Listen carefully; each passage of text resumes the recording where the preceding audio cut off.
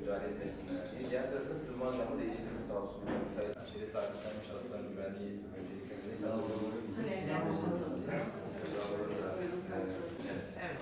bundan takip ediyoruz. Evet, monitörden de takip ediyoruz. Kamera sistemi var.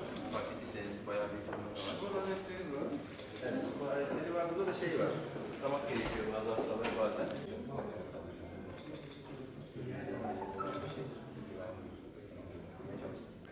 Sosyal şeyleri var, onları da gösterelim.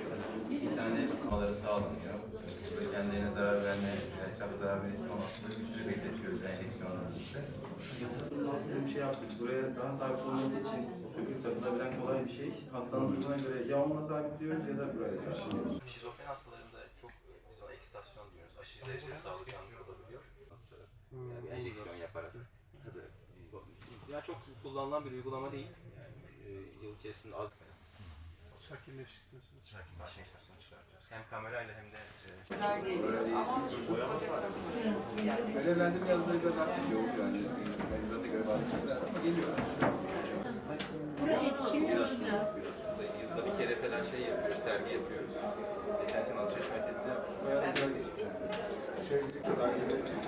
Çok güzel. Bakan Bey'in ziyareti de şeyle oldu. Kolay gelsin.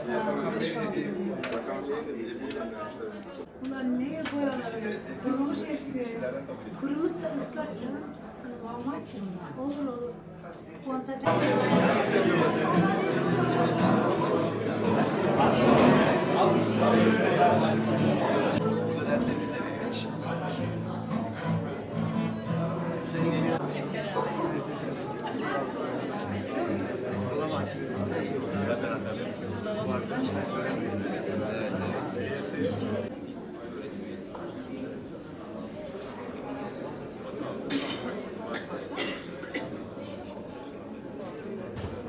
الرحيم واهدنا ووفقنا إلى الحق وإلى طريق المستقيم واعف عنا يا كريم واعف عنا ya Rahim.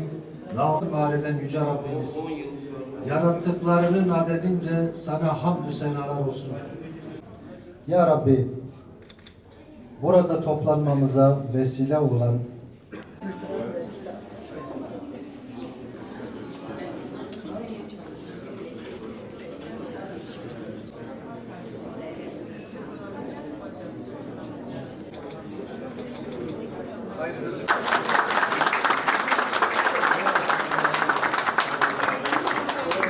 Kıymetli sağlık çalışanlarımız, yani hepinize çok teşekkür ederim. Öncelikle Berfin kızımıza 2021'de rahmetli oldu değil mi? Allah rahmet eylesin.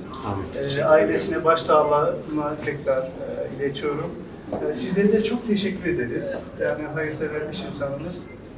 Çok teşekkür ederiz. Bu fırsatı verdiğiniz için. Eyvallah, sağ olun. Sağ olun. Teşekkür ederim. Arkadaşlar sizlerin yemekleri geçmeden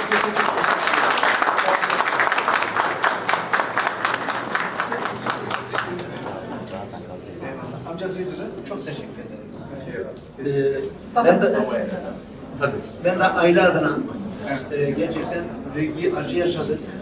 Ama bugün bizi bu şekilde onun ismiyle onurlandırdığınız için burada emeği geçen başta dayısı İsmet olmak üzere hepinize teşekkür ediyoruz.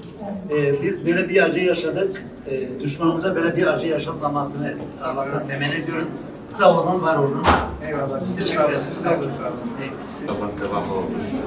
Önümüzdeki yıl, bir sonraki yıl. Olacak. İnşallah.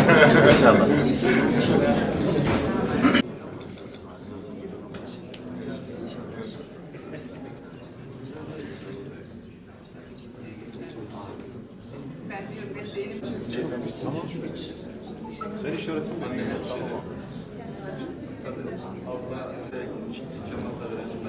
kızım baba hediye. Adıyamanlar alıyor.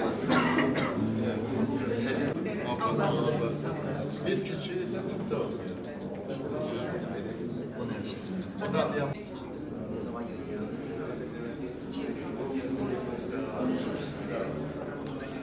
Gelirseniz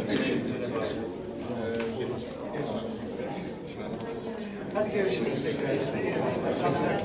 Teşekkür ederim.